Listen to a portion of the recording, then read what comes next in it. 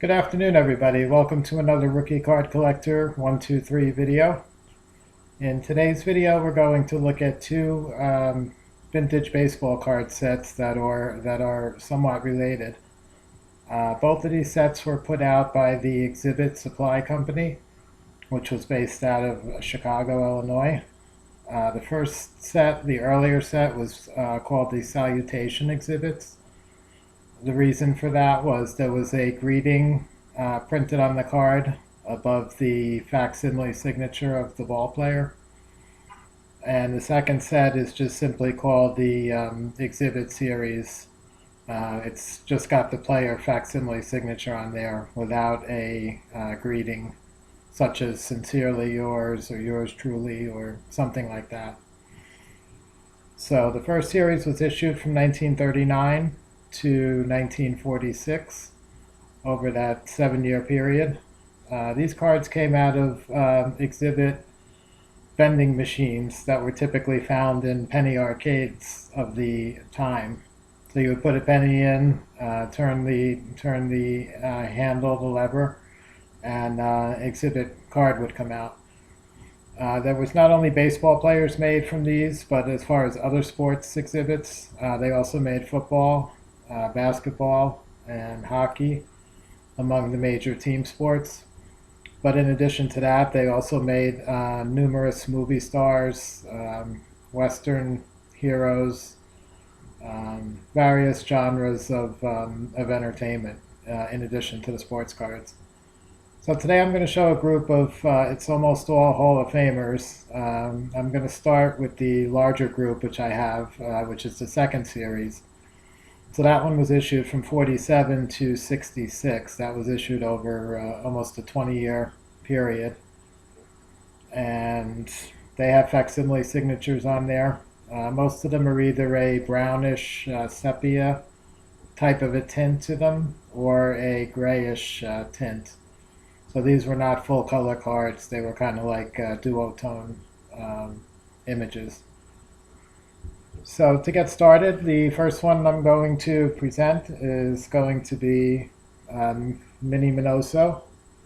This image here is with the Chicago White Sox.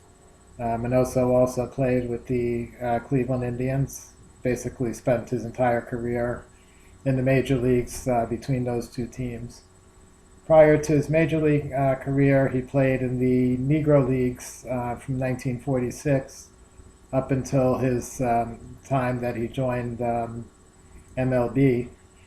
He played with the New York Cubans of the Negro League, started as a third baseman and eventually moved to the outfield with them, and had some very successful years in the Negro Leagues prior to his days with the White Sox.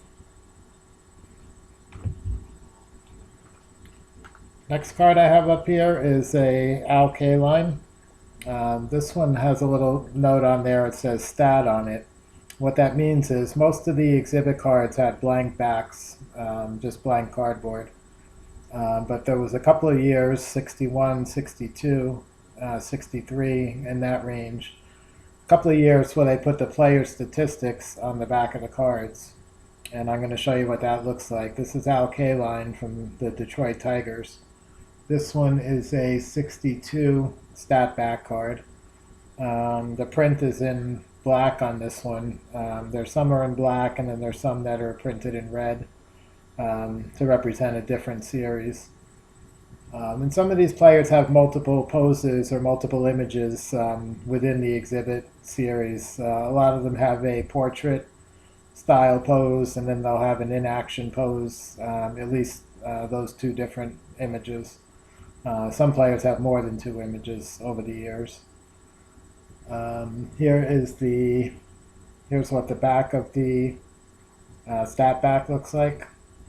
So as it appears, it's got the year-by-year statistics for Kaline going back to 1953, his very first major league season. Kaline started for the Tigers from the mid-50s through the early 70s.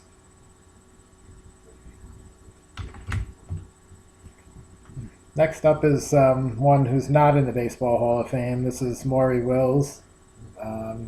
Maury Wills was most noted for accumulating a lot of stolen bases during his time with the Dodgers in the National League.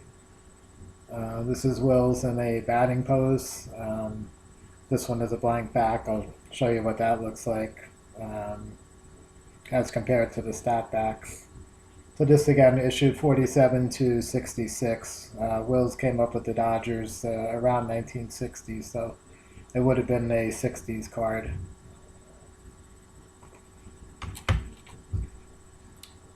Next one I have here is Phil Rizzuto, New York Yankees shortstop. He came up around 1940 and played with the Yankees through the 40s and the 50s. Won several world championships playing with DiMaggio, Mantle, Berra, and all those great Yankee teams of that era. This is Rizzuto in a batting pose.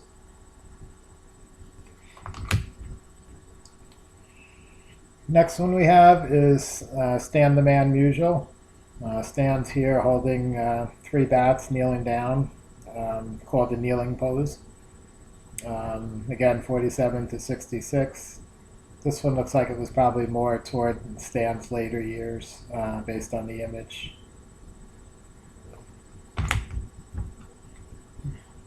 Next up, we have Warren Spahn from the Boston Braves. So this would have been earlier in the 47 to 66 print run, because the Braves were only in Boston during Spahn's early part of Spahn's career and would move to Milwaukee after that. So this is probably a late 40s, early 50s image of Spahn, showing you his grip on the baseball.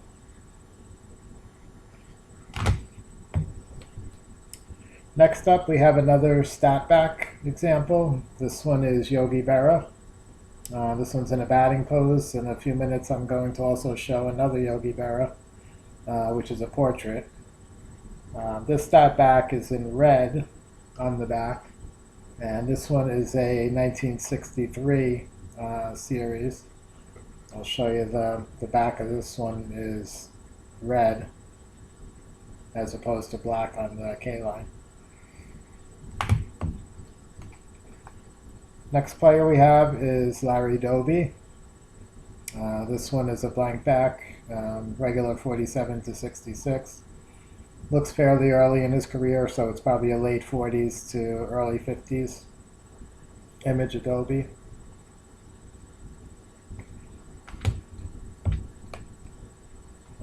Next up I have Richie Ashburn, Philadelphia Phillies, where he spent almost his entire MLB career.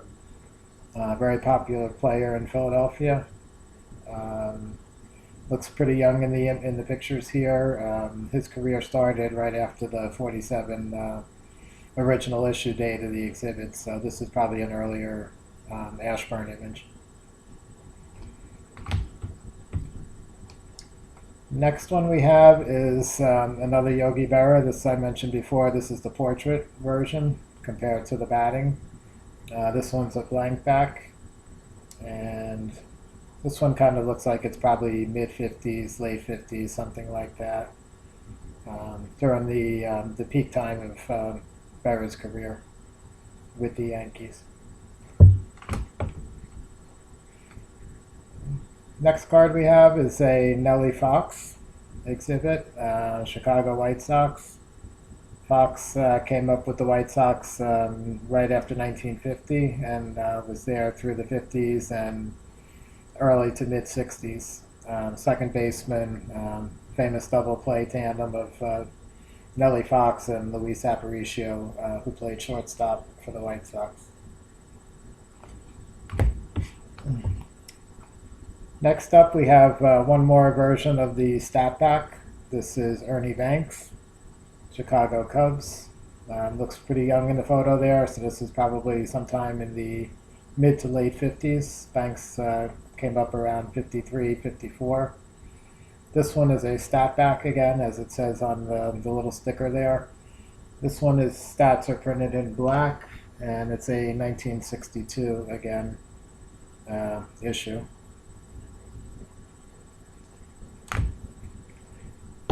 And the last exhibit card that we have from the 47 to 66, the second series, the last one we have is a team issue, a team exhibit, and they printed the National and American League champions for almost every season, starting with the late 40s, starting with maybe 48 or 49, went through the 50s, early 50s to mid 50s, and I think it ended sometime around 50s, 56 or so. So the importance of this one, it's a 51 New York Giants. 51 Giants was the Willie Mays rookie year, and you can see Mays here, the third one in the front row, the third player there is clearly Mays if you're able to get a good view of the picture. So it's sort of a Willie Mays rookie of sorts. It's a team card, and it's not a traditional size card, so some people won't really consider it a rookie. But it's from his rookie season, and a hugely affordable version of a Mays rookie type item. Probably the cheapest thing you can get from Mays from 51. Then we're going to move on to the Salutation exhibits, which I mentioned in the beginning. So these are the 1939 to 46. These have the greeting on top and then the player facsimile signature underneath it. So we have here, first one is Bob Feller, Cleveland Indians, great pitcher, starter. This one has a yours truly greeting on it and then Bob Feller underneath. Another thing I'll mention, which I didn't mention with the other group, but they typically all have a made in USA or printed in USA notation at the bottom of the postcard, one side or the other. There's different variations of the made in USA, printed in USA. Sometimes it's got periods in between the USA, sometimes it doesn't.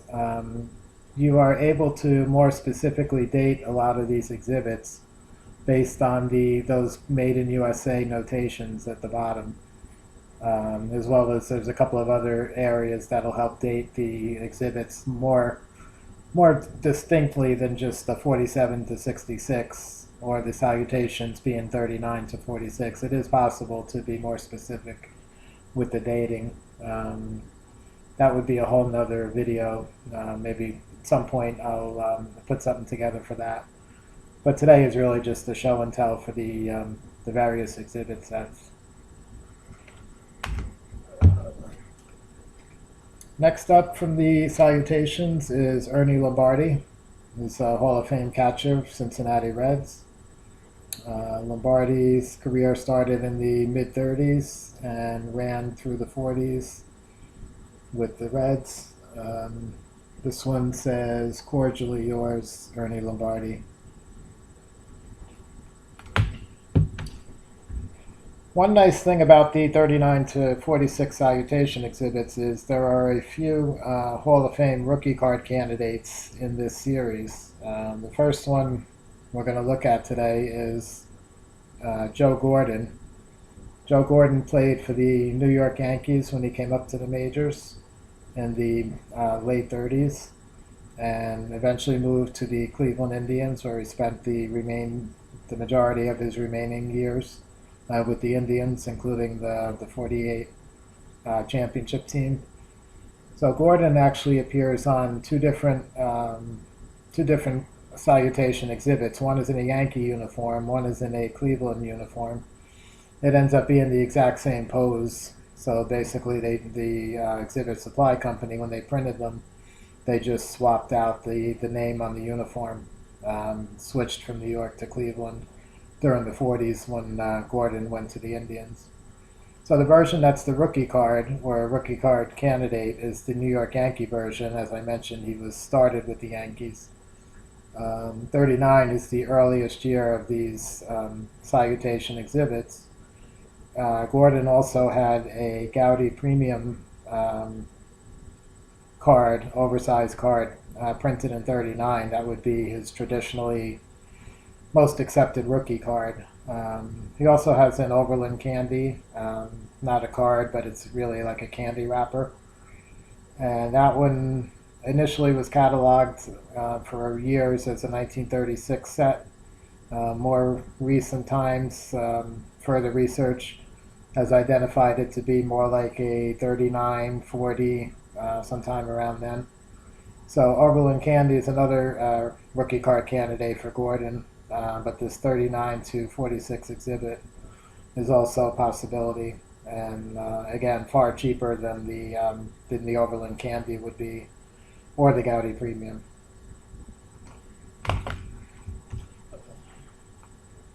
Next up is another second Hall of Fame rookie card candidate. This one is Lou Boudreau, Cleveland Indians, primarily shortstop. He came up in the right around 1940 time frame. His traditionally accepted rookie is his 1941 double play, put out by Play Ball. That one is a two-player card. This one is 39 to 46, so it spans 7 years.